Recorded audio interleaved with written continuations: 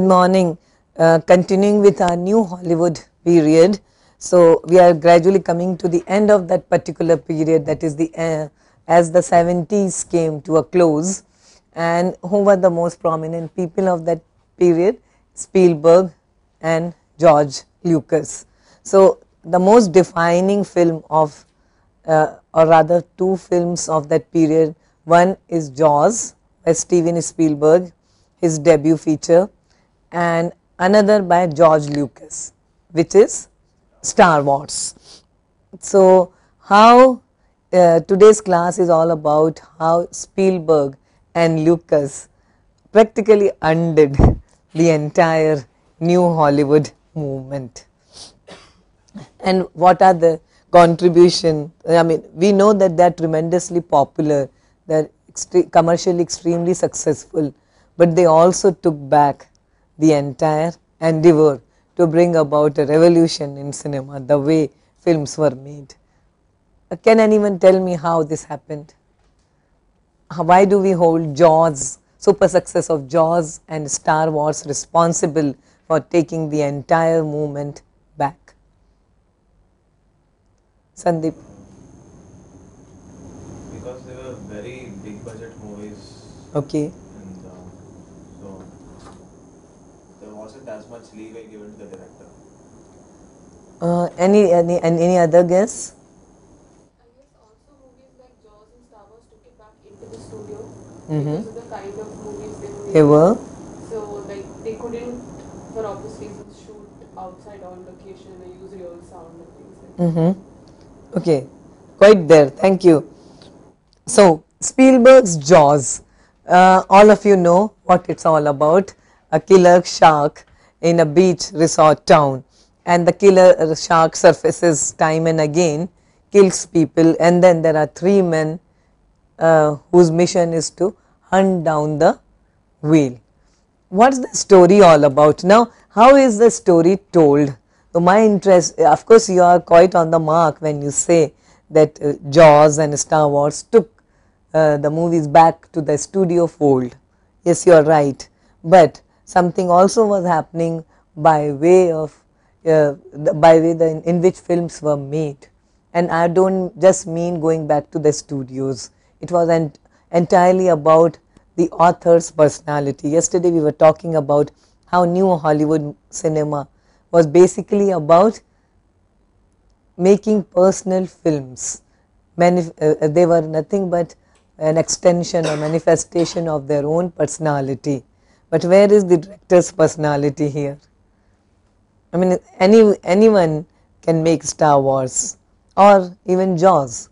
So I don't know, perhaps there are many fans in this class of this genre of movies, but the problem is that there was nothing innovative about them except that it brought into the fore the genre of science fiction. Okay, the killer whale, is it real or fake? It's a mechanical shark. So they must have spent quite a bit of money in creating that shark, that machine. So, but how is the story told? Is anything innovative happening in the way the story is told? No, it's a very traditional linear story. Okay, and basically it's a story of good versus evil. You have three good men. Out of those three men, there is one man who is a problem. He is conveniently eliminated at one point. Remember? So the villain of the piece is gone. The killer shark is killed. So basically the same old story, good versus evil. So you are not talking about mean streets anymore. You are not talking about Easy Rider anymore. So there is a very satisfactory closure. Okay, the movie has a so-called happy ending, and it's a very popular sort of entertainment. So what's happening there? Giving the audience what it wants, going back to the same old narrative. I stand corrected. Does anyone want to challenge me here? No. Okay. Now, Spielberg also made Close Encounters of the Third Kind, and if how many of you are familiar with that film? You are. Good. Please do watch it, girls. Yeah, it's a very entertaining movie, basically shown through the child's point of view, where Steven Spielberg is quite open. He said that I wanted to take a child's point of view, where the uneducated innocence that allows a person to take this kind of quantum jump. Okay, so the movie is going back to willing suspension of disbelief. That's very important. So you are no longer on mean streets. Okay, willing suspension of disbelief. Anything is possible in this world. E.T. can arrive any moment in your rooms. Okay, so that kind of innocence, and that's uneducated innocence. Remember, okay, we all know it's not possible. But then there are some filmmakers who have become masters of this genre. I'll give you example from our own scene. How many of you are familiar with the cinema of a very commercial director like Rakesh Roshan? Who is Hrithik Roshan's father? Yeah, Rakesh Roshan. Can you give me some movies? Koi Mil Gaya, that is Krish and Koi Mil Gaya. They are like reworking of E.T. Even before that, you had a movie like Karan Arjun.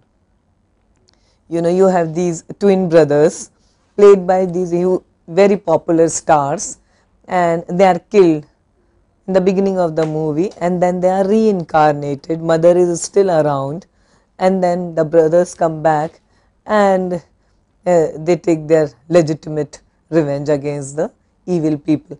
Same good versus evil, but do you think that's remotely possible or plausible? But it's the way the story is told that the story looks very believable, and it's such a huge commercial success. Okay, Tara, any comments here? Okay, you know these movies. Yeah, so it says a lot about the mindset of a particular kind of audience. And what was New Hollywood cinema all about? There was an audience for a particular cinema, but then that audience started getting sick of the kind of films that were being meted out to them, and perhaps that was the time when the movie going audiences were ready for E.T.s and Close Encounters of the Third Kind and Jaws and Star Wars. So perhaps America was also undergoing some kind of socio-political cultural changes. The other day when we started our talks about New Hollywood movement, what were the major defining influences? Do you remember? Stonewall, right? So interest in gay themes, yes. Anti-Vietnam, that was the most important factor. Okay, anything else? Assassinations of major political figures. But by the 70s, by the late 70s, what was happening in America? Who was the president? Reagan. Good. President Reagan. And President Reagan's era is characterized by excesses. Excesses in terms of reinforcing America's position as a superpower, unmitigated superpower, and perhaps movies reflected that. They no longer wanted those defeatist, nihilistic, pessimistic kind of cinema that people like Terence Malick were making. Okay, people like Dennis Hopper want to make, or people like, give me more, Hal Ashby, they were making. People were no longer in those personal, small and nihilistic movies which had strong political undertones. They didn't want it. They wanted entertainment, you know, popcorn movies. And George Lucas is famously quoted. I mean, remember, he is the man who gave us American Graffiti a few years ago, and close on the heels of that beautiful movie, which is small, personal, he gives us Star Wars. George Lucas, when he was accused of making cinema only for kids, you know, it was like kiddies cinema, he said, see, popcorn cinema has always been popular. You know what's popcorn cinema? Will you call Fellini popcorn cinema? 8.5 is anything but popcorn. Bertolucci is anything but popcorn, right? So Hal Ashby or Terence Malick, I mean, you watch Days of Heaven, you will forget anything about popcorn for those 2.5 hours. Okay, so that's not pop. But George Lucas says popcorn movies have always been very successful, and whatever you do, no amount of New Hollywood can change the fact that people go to the movies for entertainment. I think you were the one who once told me, why do you watch movies? That was my question, and someone said that for entertainment. What is the main purpose of cinema? Entertain. So they gave the public what it wanted. This is another feature in Lucas and Spielberg, the father figure. Now both these men, they came from small towns, and they had a strong belief in the patriarchal system of life, the patriarchal society. So in all their movies, if you read them carefully, you will find that all families are fatherless. They are marked by an absentee father, and the children of that family, they grow up longing for the absent dad. So critics or scholars have read another meaning, that is, in this kind of cinema there is a longing for authority. And remember, New Hollywood was all anti-authoritarian. Okay, we no longer want, they were rebelling against which father? President Nixon. Okay, so he was the villain. But now they are longing for the kind of father who can restore legitimacy and order and stability in their disrupted lives. And who is that father? President Reagan. Okay, so a nostalgia for authority, the great presidents, perhaps Roosevelt, perhaps Kennedy. Okay, so they longed for this. This is a nostalgic cinema which longs for an authoritarian, benign figure. Okay, and in Reagan they found the perfect person.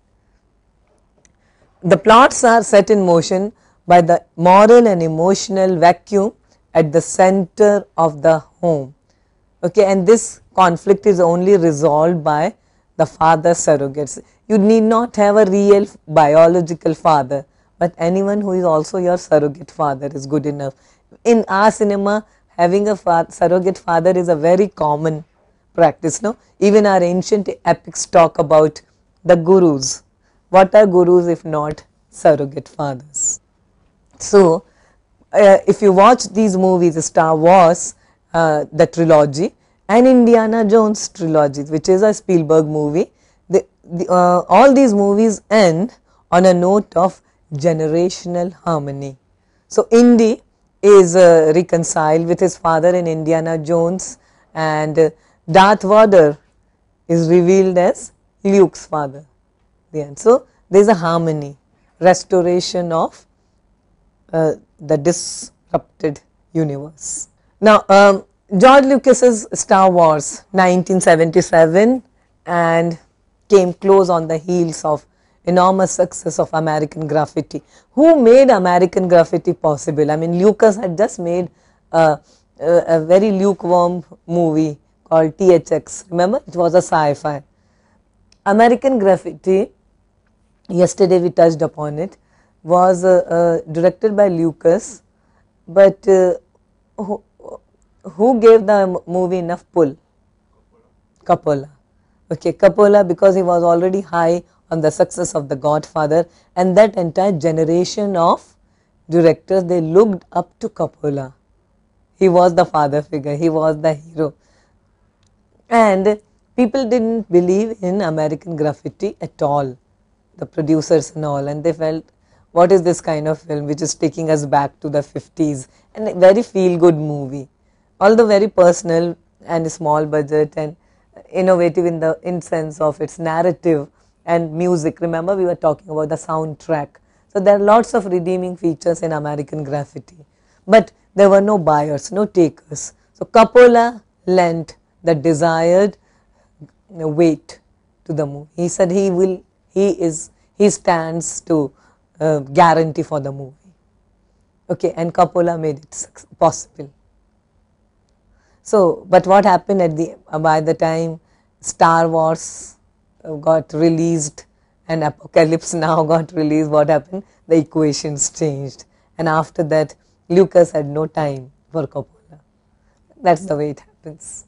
Spielberg, people who had helped him come up, and then after late there came a point, especially after Indiana Jones, and they said that it's not the same Spielberg anymore. So the new Hollywood forked paths. You know what's a fork? Okay, everyone else went one way and Spielberg and Lucas went the other way.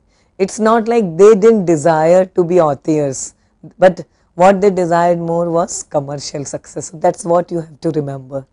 Okay, why did New Hollywood movement end? Because people who could have brought about the change, they changed, okay, and they gave into the forces of commerce. Okay, and when you think money, then of course art suffers. Star Wars is also known for, of course, it's an original material.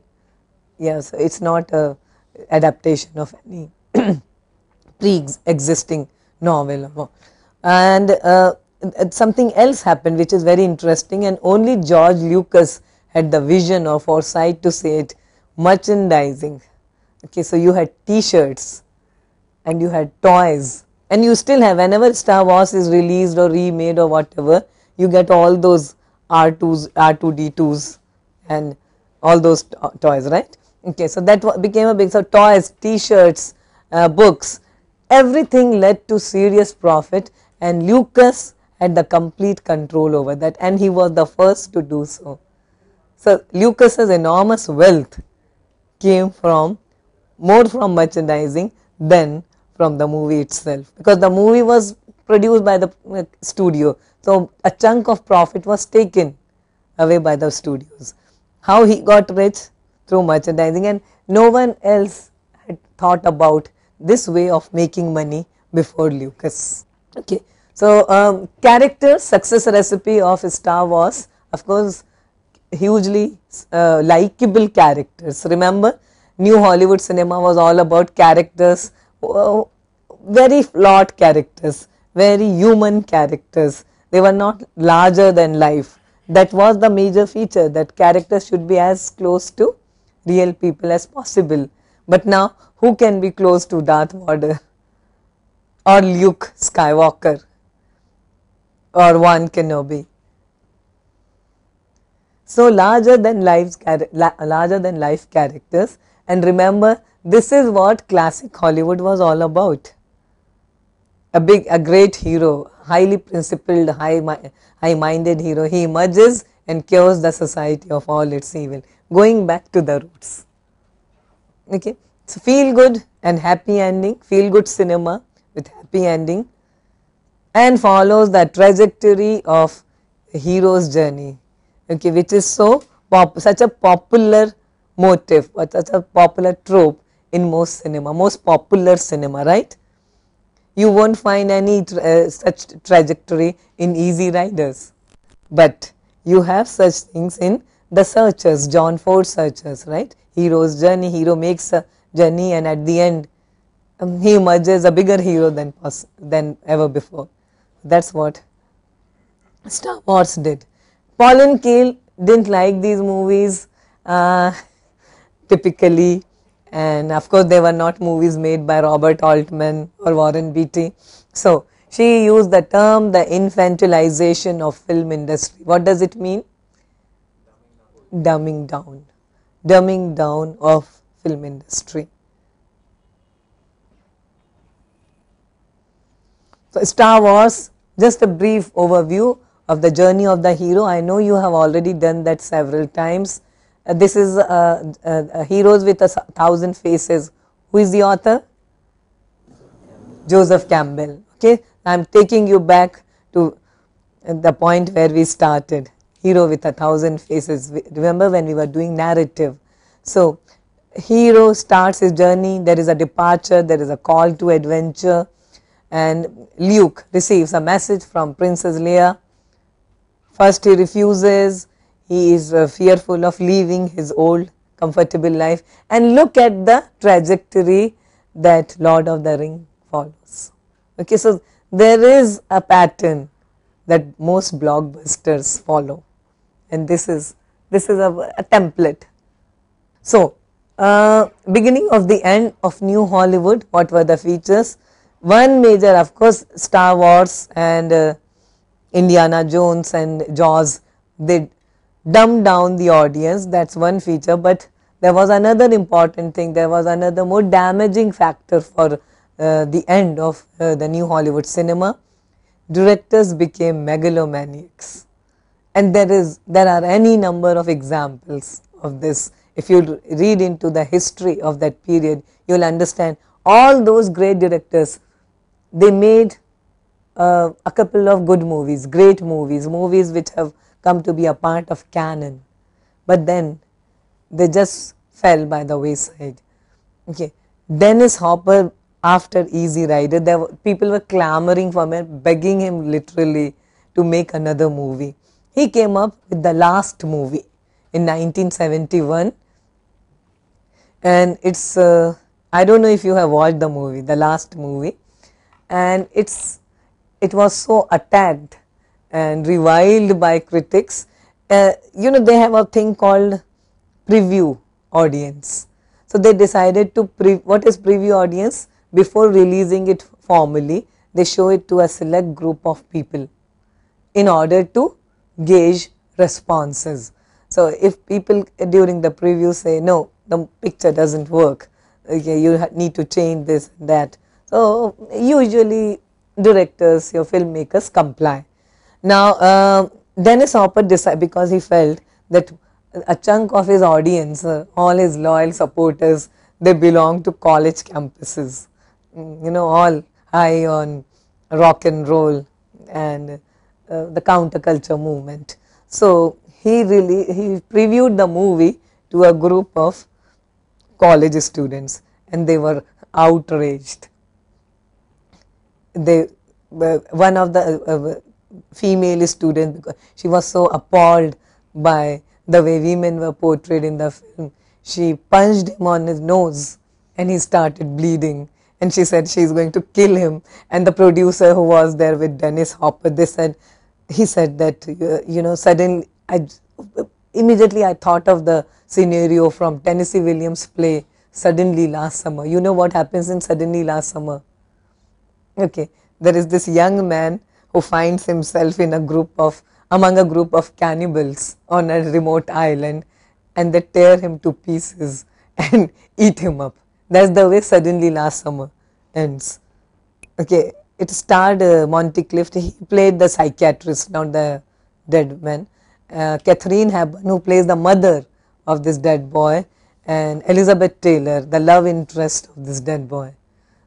Okay, so the story is this: how this man finds himself inexplicably in a group of islands where he is attacked by these cannibals who tear him apart and eat him up. Okay. And this is what the producer felt, that I suddenly felt that these students are going to rip both of us apart, and it's going to be a rehash of Suddenly Last Summer. So they said, he asked Dennis Hopper that forget the movie, let's first get out of this place. So that was the response to the maker of Easy Rider. Okay, and after that it was a constant, consistent downhill for Dennis Hopper. Till Blue Velvet, he was just lost in oblivion. Right? Okay, Bogdanovich, he made a string of failures. Daisy Miller, Nickelodeon. He experimented with various genres and soon became a laughing stock. William Friedkin, who had made French Connection and The Exorcist, he remade rather Wages of Fear. That was a Clouseau movie, and the remade version was called Sorcerer. It was a monumental flop. Why? Because they overspent. They just wouldn't stick to the budget. They really thought that they have become authors. Okay, and Scorsese's New York, New York. He had made a couple of successful, critically acclaimed films. Who Is That Knocking, Mean Streets, Taxi Driver. But New York, New York, he departed from his tried and tested genre, which was the gangster, the street genre. And New York, New York is about, what is it about? Starring De Niro and Liza Minnelli. It's a musical. It's about a couple who are into music, New York, New Yorks. So, and it was a major flop as well. Now, Apocalypse Now, 1979. Again, although people had great expectations from the movie, I mean, Coppola was always seen as the last man standing. If not you, then who will? I mean, that was the attitude of the new Hollywood filmmakers towards Coppola. They almost deified him, and they said Apocalypse Now is a great story. The script has been in circulation, but they said only one man can make it possible, and that's Coppola. So he took it upon himself that yes, okay, I am the last man standing indeed, and I should make it. He decided to give it a very surrealistic treatment, and he's quoted to have said, "The jungle will look psychedelic." Okay, because that's the entire counterculture movement all about. Fluorescent blues, and if you remember the jungle in Apocalypse Now, yellow and greens, and the war is essentially a Los Angeles export like acid rock. So that's the look he wanted to give to the movie. It was shot in Philippines among very unfriendly conditions, and the whole thing went over budget. They shot a lot, and then they didn't know how to edit it out. So they spent years in editing the movie. So one reason for the decline of these directors was arrogance, too much too soon. Most of them achieved the superstardom while they were still in their 30s. Okay, they started believing in the myth of their own greatness and genius. And one feature that is common to all of them was that all of them thought of themselves as serious authors. But then serious authors in Europe, what kind of movies were they making? Not really. Serious authors in Europe. The Godards, the Truffauts, the Fellinis, Bertolucci's, they always made that middle of the road kind of cinema. Okay, they never changed tracks so drastically. Okay, success never went to their heads the way it went to the collective heads of these people. So who made only one or two successful films, but then seriously started believing themselves to be the geniuses and greatest authors of all time. And then what happened? What was the upshot? What was the result of this? Hollywood was taken back in time to those times where producers were in control. So the age of the directors in control came to an end. Okay, which is sad. And after that, for a very long time, you just wouldn't remember. They all became movies became star vehicles. The other day we were talking about high concept cinema. Take a couple of big stars, go to a big major studio and make a movie with a very well established actor. Okay, and that's what movies became by the 80s. Michael Cimino, who's the Deer Hunter, had got him so much of critical and commercial acclaim. He came up with a very over-ambitious, bloated epic, Heaven's Gate, The Heaven's Gate, starring Christopher Walken and Chris Christopherson. The movie is a western, and it was such a dud that after that no one made a western till Kevin Costner brought it back with Dances with Wolves. Okay, so that, Before that, there was Clint Eastwood Unforgiven. see, there is a difference. 92. That was 1992. No, no, no. Let me tell you, there is a difference between a typical spaghetti. So, Unforgiven is a Western, the classic Western, not a spaghetti, not Sergio Leone kind of a spaghetti Western. It's a proper Western, but it followed Dances with Wolves. It didn't come before that. Yeah. So that's it. So, generally, if you look at film history, Heaven's Gate is regarded as the movie that brought New Hollywood cinema to an end. Okay, because it was so over budget, it was so big, it was so expensive that this movie almost shut down the studio. Okay, bankrupted the studio. And after that, producers and studios realized that we had given too much power to a bunch of directors, and this cannot continue. When I started talking about the New Hollywood period, you remember I talked about three people, BBS, Bob Rafelson, Bert Schneider, Steve Blommer. Bert Schneider was the man who made the entire New Hollywood movement possible with his funding and financing of movies like Easy Rider and Drive, he said, The Head, etc. 5 Easy Pieces. But who ruined him? Terrence Malick, when he directed Days of Heaven, because we are told that Terrence Malick would keep on shooting the movie and wouldn't stop, and he would shoot as and when it suited his mood. And Bert Schneider was so much in debt that by the end of 1976 he just decided to sell off the company because he was tired. After all, they were trying to promote the so-called indie cinema, and with this kind of attitude, the producers, even those producers whose hearts and minds were in the right place, they couldn't go on supporting this kind of attitude because directors went out of control. So the last word on the entire thing is by Robert Altman. In the 90s, he said, I went to a multiplex and what do I find there? The Lost World, which is Jurassic Park, my best friend's wedding, Con Air, Face Off.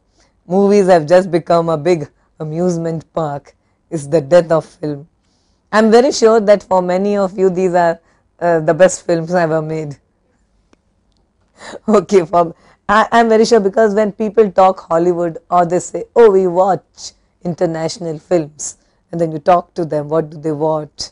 So they come up with Jurassic Park and Jaws and Con Air and Titanic. Yeah, everyone talks about Titanic. I think James Cameron is one man who has taken, if Michael Cimino brought the death of the new Hollywood movement, I think the coffin in the nail was struck by James Cameron. Maria Lucas, who is she? George Lucas's wife. Okay, she was also his editor. And then in the 90s, she says, right now I am just disgusted by the American film industry. And she admits Star Wars is partly responsible for this. The movie which her own husband directed and she edited. Okay, so much of the discredit for the state of cinema that we find in today is, it does go to Steven Spielberg and George Lucas, although Spielberg occasionally tries to redeem himself because he has made money, you see. Okay, he has made his money, so he need not experiment all that much, so he can afford a Schindler's List. Why? And Schindler's List was also, perhaps there is a serious filmmaker inside him, so he must have wanted to give vent to that urge. At the same time, the same director comes up with The Lost World, Jurassic Park. Okay, so that means that commerce, there is one eye always fixed towards the commercial aspect of cinema. And I am very sure that after Lincoln also, there will be some sci-fi fantasy in the pipeline. And this brings us to the ultimate author. Now, why do we think that Woody Allen is an author who survived the test of time? I mean, even today, if you watch his Midnight in Paris, you know, yes, it's a Woody Allen movie. Okay, so Woody Allen started small and remained small and continued doing that personal kind of films. So he was one filmmaker who never gave in to the gross commercial aspects of filmmaking. So he didn't let the entire Hollywood game affect him, and perhaps that explains the secret of his longevity. Woody Allen, who uses his own materials and scripts, makes intensely personal films, and all his films still are extension of his personality. I mean, we know what Woody Allen is all about, and when you see a Woody Allen hero, you know that's a Woody Allen hero. Okay, so his own kind of films. There are some aberrations. For example, Match Point. Okay, you watch the movie and you feel, okay, so it's a Woody Allen movie, but then, yeah, movies like that remain an exception. But by and large, he has been faithful to his vision, and he has been very consistent about his style of filmmaking.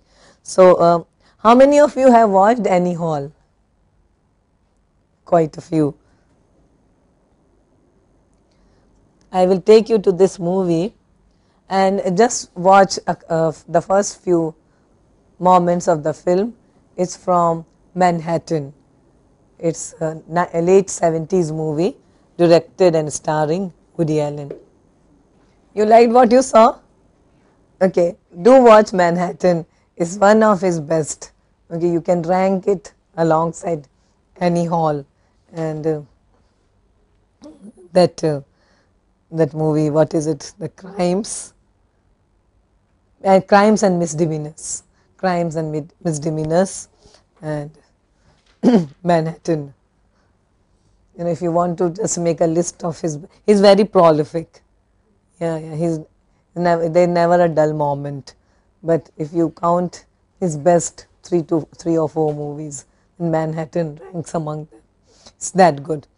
Would you like to comment on the editing technique, okay, the narrative and the music? What is Woody Allen trying to do? I'm trying to draw your attention to the fact that it's a very, very author movie. So Woody Allen, why is he's the only one who is truly an author. He has never remade a movie. He always writes his own movies. He is never dependent on someone else's material. Okay, he is involved. Those are the broad features of an author. Okay, he is always involved in all the major aspects of filmmaking. Okay, and there is a strong signature authority there. So, what makes this movie so? What makes this opening shot so important? What strikes you? Yes, Kat. From the opening sequence, it's that and the dialogue. It says that he's shooting in black and white out of a sense of nostalgia for the city he has in his head, whatever the city is past. And then he goes through a variety of New York landmarks. But that's again a recurring motif in Woody Allen, right? So you have those panoramic shots of New York, the Brooklyn Bridge, the Central Park, Guggenheim Museum, Broadway. Okay, so those are the typical haunts of Woody Allen's movies. Okay, that's where the characters are always there in museums or in. Most of these characters are upper middle class, either wasps or Jewish. Okay, so they are always found in a particular society, so they don't belong to the mean streets, right? So his characters inhabit a particular space, and that's something you always find in his films. He is intellectually and culturally extremely vibrant, very dynamic. That reflects as well. I mean, you expect that from a Woody Allen movie, and you get it. Okay, he tells you from the at the beginning itself that this is a movie. This is a city which is. I can hear the sound of Ira Gershwin's music. Okay, that's again a repeated feature in all his films. Okay, interest in classical music. Okay, use of voice over. Okay, it's not just dialogue; it's a voice over. Okay, and that conflicted personality that you have been finding from the beginning, since the days of Annie Hall in all his films. Anything else? He establishes New York as a character, not just as a background for the movie. Right. So Manhattan, not just New York, but yeah, he's talking about New York, but then Manhattan emerges as a very powerful entity, very powerful character in his films. Okay, if you take New York out of his films, and the characters wouldn't be what they are, they'll turn into something else. So the city is extremely important in the Woody Allen movies. And ma'am, also it shows through music like how grand is the place.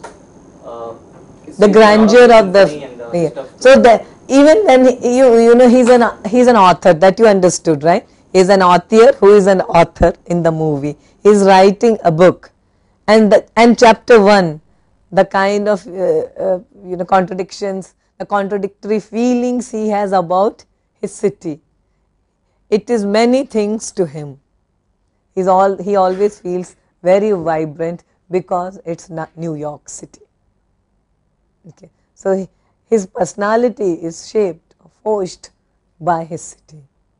That city is therefore a very important feature.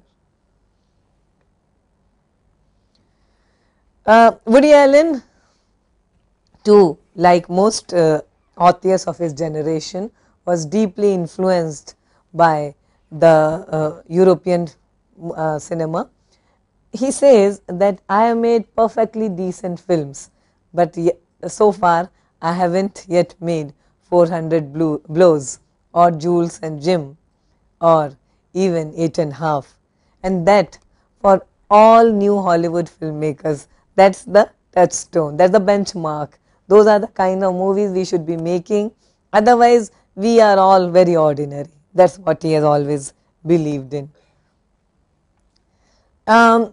One authorial aspect of his cinema is his cinematography, and you will find very distinctive Woody Allen features in most of his films. He has collaborated with Gordon Willis and Carlo De Palma quite frequently. And visuals in Manhattan, as you just saw these visuals, did you notice that the movie begins but there are no title credits?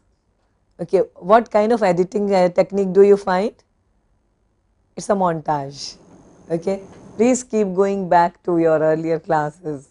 Okay, he makes a very effective use of the montage technique. And why is montage interesting here or significant here?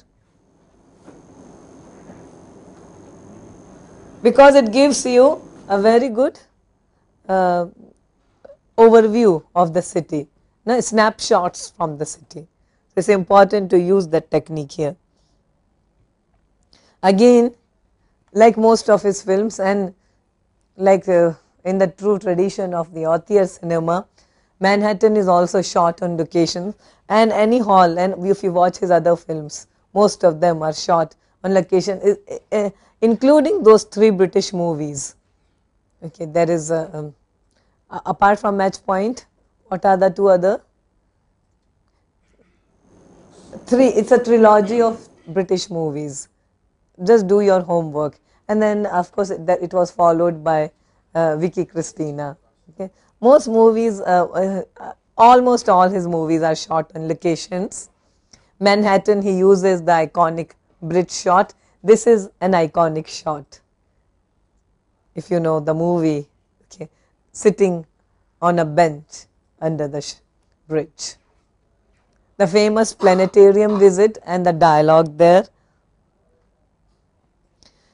Woody Allen movies also are noted for their sparkling conversations. I don't know if you have followed the movies very well, you will understand that how well dialogue is interwoven with the narrative. Okay, and we don't have much time today, so let me just quickly bring the lecture to an end. He was one of the most successful filmmaker to break the so-called fourth wall, okay, using that idea of alienation. In any hall, for example, as he is in the flashback and he's talking about his lousy, miserable childhood, you know, how his parents and how his teachers messed him up. All Woody Allen personas are messed up characters, right? And invariably the blame is on parents and teachers. And he is narrating the flashback and he's sitting among a group of school children, and you don't see Woody Allen as a kid.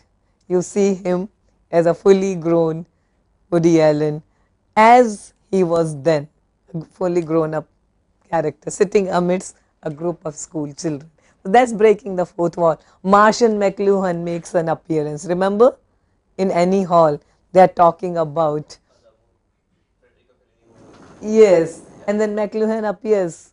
Okay, that's one good example of breaking the fourth wall. Starts talking to the audience, which was something that was introduced by people like Godard. If you watch Breathless, the hero constantly talks to the audience.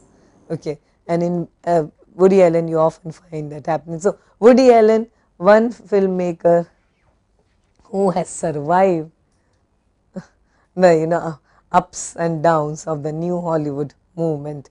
So the New Hollywood movement got over, but there are some people who are still around. Scorsese for one, Woody Allen for one. Okay. So that brings us to the end of, we have done a series of lectures on this topic, and from tomorrow onwards we will start with postmodernism and cinema. Thank you very much.